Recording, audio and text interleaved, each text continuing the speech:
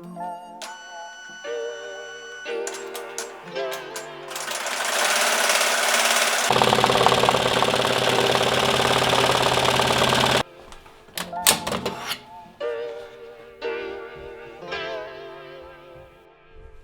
hey guys, coming to you from the homestead. I just wanted to show off our featured business of the month, Foodology. How about that logo? Yeah, Kyle owns a food truck. We're going to go check him out. He's our featured business of the month on our Behind the Design series prior to the Corona outbreak. So that's why I'm coming to you from here. And who knows what the future holds. We're taking it one day at a time. But we pre-recorded all that stuff. And so we just wanted to share a little bit of his product being made here on the homestead, and then we'll go out and check out what he has to offer. So here we go. This is Kyle, and this is Foodology. What's up, dude?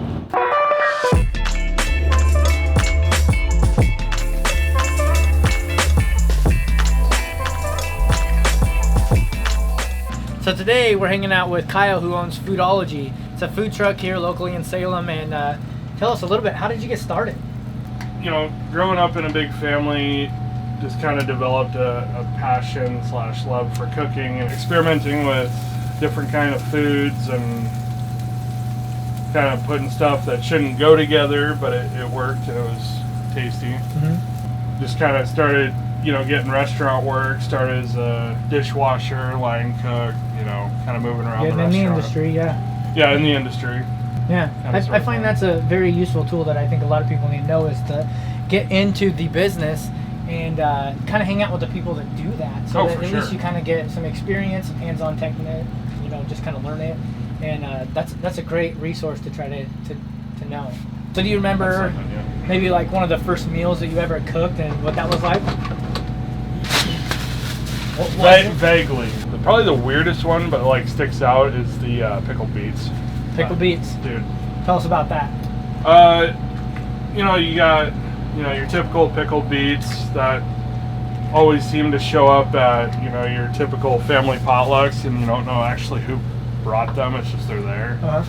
So it's like, man, what about if we took like a fresh beet from the garden and like cut it up and like sauteed it. It definitely had some tweaking with the seasonings for a bit, and then it became pretty good. So that's something you evolved in and kept trying over and over again to try to perfect that recipe? Yep, few years in a row, and just trying random different. So now I guess it's probably a family tradition. Kyle's got to make this. No, my family hates beets. Oh man. So what is Foodology? What's your favorite thing to cook here? It really depends on the season. Like this time of year, I like quick serve. That way people can, you know, grab and go and still have, you know, a hangout time with their people. We get more into like summer and, yeah, I would say summer and fall we start doing more barbecue. So like we have a blackberry tri-tip. Ooh. And so we literally like soak it in blackberry and seasoning, and then we'll take that and smoke it for, you know, X amount of hours, and gets a perfect smoke ring. Got that nice sweet and seasoned flavor on the outside. It's good stuff. I look forward to making that like every fall. Yeah.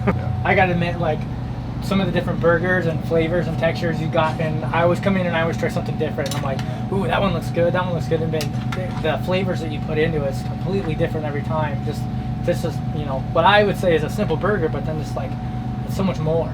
Oh yeah. Oh, it's so good. I like you know, mixing simplicity and complexity. Yeah. Put them together, and then so you're looking at it like, oh, okay, you know, so it's acceptable to the eye, and then you like dive into it, you're like, whoa, this is. There's a real art to it. That's what's really cool. It's like I'm passionate for the designing of the logos and stuff like that. It's like essentially you're designing food and flavor. You're putting those two things together to make something great. Order up.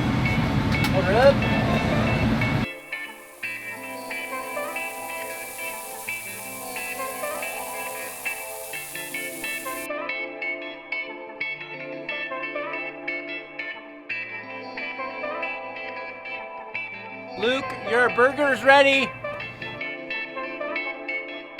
So, is there maybe anyone that mentored you or kind of helped you get into the industry?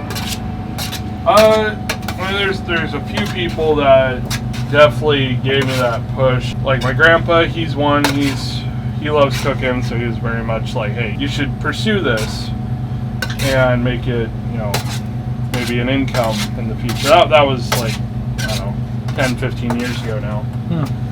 And then my buddy Chuck, he and I did a lot of like catering stuff for like men's retreats and, you know, stuff like that for the church. And he always said, man, you should either open a food truck or a restaurant. And I was like, okay. So when we finally did it, he was a huge supporter of getting this going. And yeah, so shout out to them, you know, my parents. And you're gonna launch a business, you gotta have a great, you know, marketable logo. There we go. Stumbling over my words. So like when you guys, you know, we started talking about it, we started sketching out, you know, different. I remember that. Different logos and like, I need this, Aaron. Like, I want it like this, like this. Yep, perfect. Yep, like that. So how long is Foodology? How long have you had the cart running now? Has it been 2 years now? Well, we'll have the trailer 3 years in August. Wow, time flies. It does. Yeah, because I remember Kyle used to come into the shop, and every Friday I did a thing called Foodology Friday where I invite customers to the shop, and Kyle would set up like fish taco day or the mac salad and all this different stuff. And we're like, hey, come out. Kyle's going to feed us. He didn't have the truck yet, and I was just like, hey, let's just kind of support each other as small business owners. And he would come out every Friday and feed us all at the shop, our customers, and just take care of us. And oh, it was so good. You know, now he's got a food truck, and I'm so proud of him. And it's just, we get to do stuff like this now. Getting me all emotional over here. That was good times. This is going to be for the Northwest Moose. So it's tri-tip and a Parmesan Guinness sauce.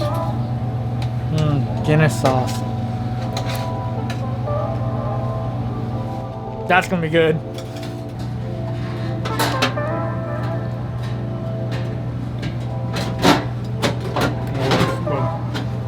That's good.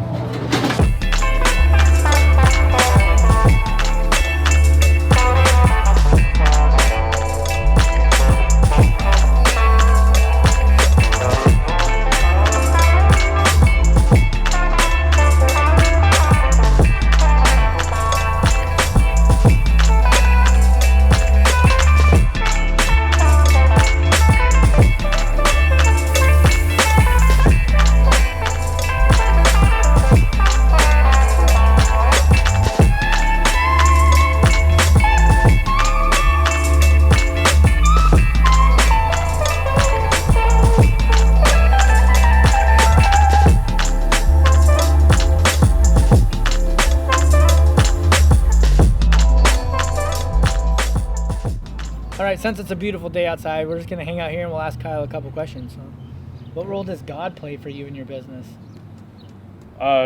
Definitely 100% the leader role. Mm-hmm. So we pray over events, pray over locations when we're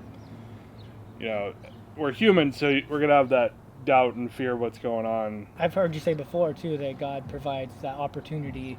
And, and you know, when we need a need and have to have that met, and we're like, hey, there's not just this magic check in the mail, and then all of a sudden it's like, hey, you got this event coming up that you had no idea, this call that came in. So yeah, we're the same way. A couple weeks back, the hub broke on the trailer. Oh, no. And we thought we were going to lose like the whole entire day of work because we didn't know how severe the damage was. We were trying to figure it out. We got it fixed, got to our location. And then on the way to the location, because we had lost about 3 hours of work at that point, 3.5, somewhere in there. And we're headed down the highway to the location, and we get a call out of the blue to cover for another truck. We're like, oh wow. Yeah, we could do that. Like, we have the evening open, we could do it. God knew it was going to be there.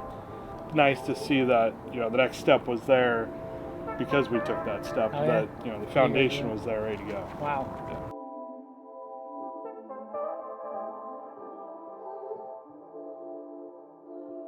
If you'd like to find out more about Foodology and where they're at and what they're up to, we'll provide a link in the description below with their Instagram and Facebook feeds. And if you're hungry, come find us and we will feed you.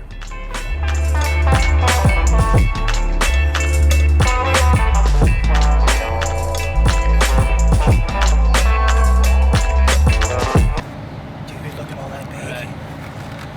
Oh, man.